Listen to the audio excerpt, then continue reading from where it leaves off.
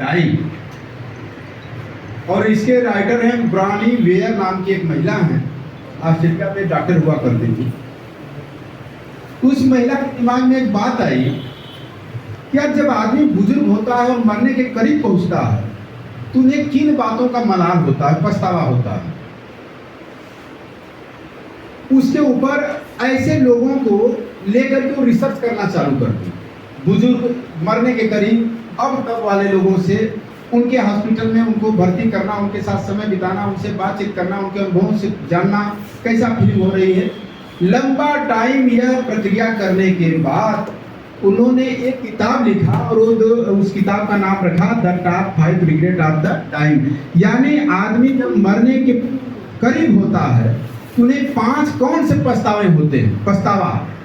पश्चाताप, रिग्रेट कौन होता है। सुन करके हम लोग बहुत हैरान हो गए। देखिए दूसरे के अनुभव से हम नहीं सीखेंगे, पता चलेगा कि भाई ठीक है आप देखेंगे जब अपना समय आएगा, उस उम्र में जाएंगे तो देखेंगे।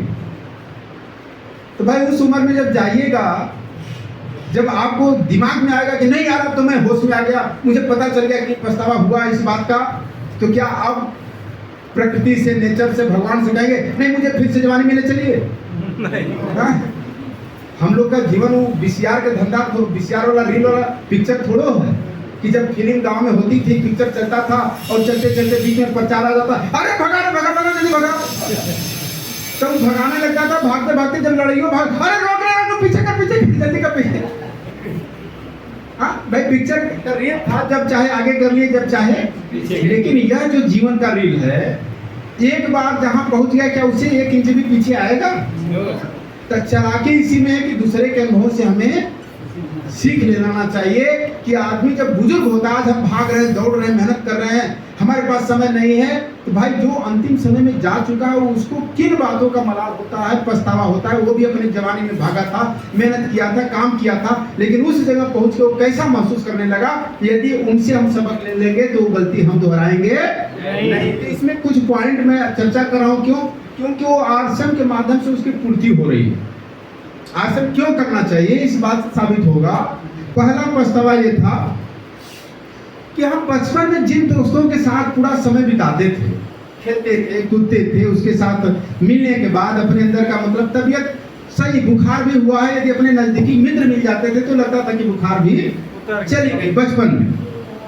लेकिन हम जब जवानी में गए, काम धंधे में गए, अपने जीवन यापन में गए, तुम तमाम बचपन की यादों को हमने भूल गया। हमें इस बात का मलाल है कि हम अपने बचपन यानी जीवन यदि दोबारा मौका देगा तो हम उन जवानी के दिनों में भी अपने बचपन के दोस्तों के साथ मिल करके उसी तरीके से उनसे हा हुल्ला और हंसी मजाक हम करेंगे। अब इससे आरसीएम से क्या ताल्लुकात है, एक पॉइंट है इनका। आरसीएम से इसकी पूर्ति कैसे हो रही है?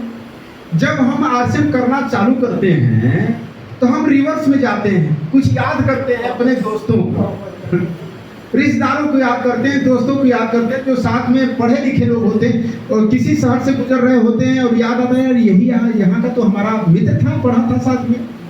तो आरसीएम के ही बहाने उससे हम टच करते हैं कि नहीं करते?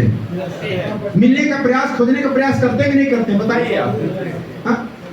यानी कि यह रिग्रेट आरसीएम के माध्यम से पूरा हो रहा है कि नहीं हो रहा है? हम बचपन के मित्रों को खोज रहे हैं, ढूंढ रहे हैं, उनसे जाके मिल रहे हैं, उन्हें समझाने का प्रयास कर रहे हैं, इसी बहाने हाल चाल हो रहा कि नहीं हो रहा है?